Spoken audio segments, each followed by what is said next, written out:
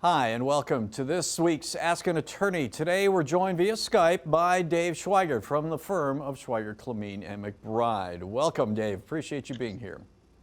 Morning, Wayne. It's good to speak with you again, even though it's kind of unusual through Skype here. It is. It's a little bit different. Let's get right to the question, Dave. And today we're asking you whether you can give us an overview of how the COVID-19 pandemic is affecting what is happening in the court system. Sure, I'll try to explain some of the measures that our Supreme Court has taken. As you can imagine, courtrooms by their very nature are kind of gathering places for the public. And so there becomes kind of an obvious conflict between trying to social distance and do the business that's needed to be done in the courthouse. So our Supreme Court has set forth a number of orders that tries to adjust our need to social distance at this time, and the need to also follow the constitutions of North Dakota and the United States, which even in pandemics have some applications. So our Supreme Court has tried to do some things to make sure that our Constitution can be followed during these pandemic times. So what is happening? Like, I know there are probably situations out there where people are having emergency civil issues. Maybe children aren't being exchanged the way they're supposed to be. How is that being handled?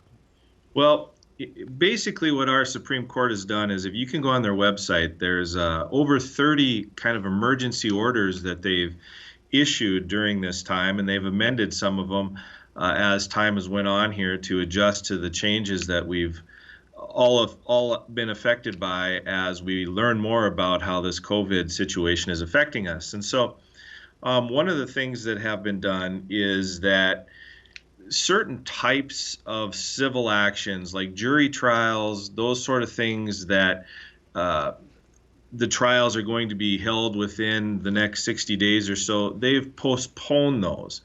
So any jury trial in a civil action that was to occur before July 1st, those have been postponed. Similarly, there have been some postponement of criminal trials that require juries also until after July 1st. However, our courts are still open for business if they are bench type actions, those types of cases that don't necessarily require jury trials.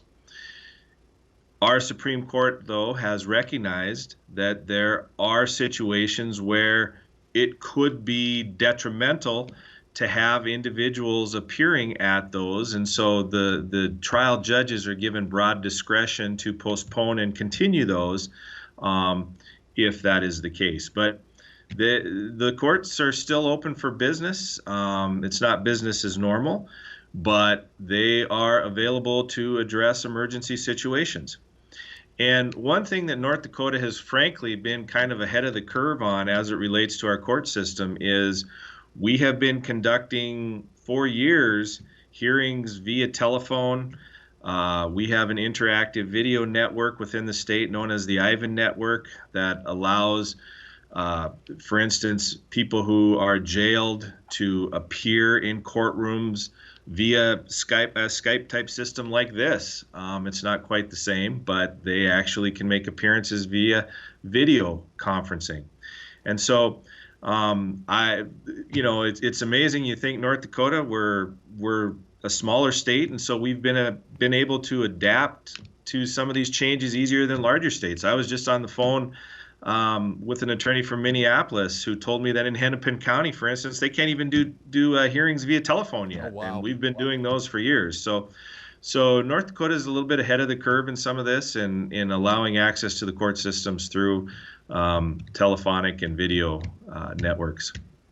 All right, I'm going to make this really, really quick because we're about out of time, Dave, but I want to ask you real quick. The governor has signed an executive order that is talking about eviction cancellations. Does that mean people don't have to pay rent?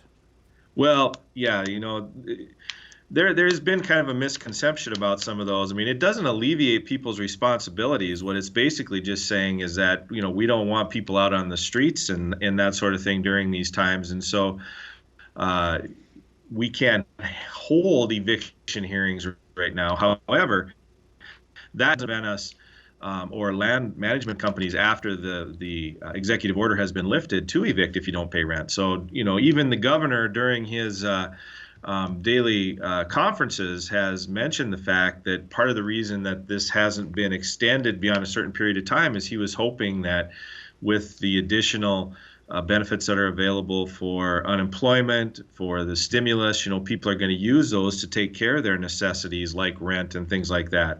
Okay. So don't think just because that there's no eviction hearings being held now that after this executive order is lifted that people aren't going to continue through. So. All right. Thank you, Dave, for joining us today. And remember that all the information that Dave gave us today does not pertain to all cases. For more information, you should contact an attorney.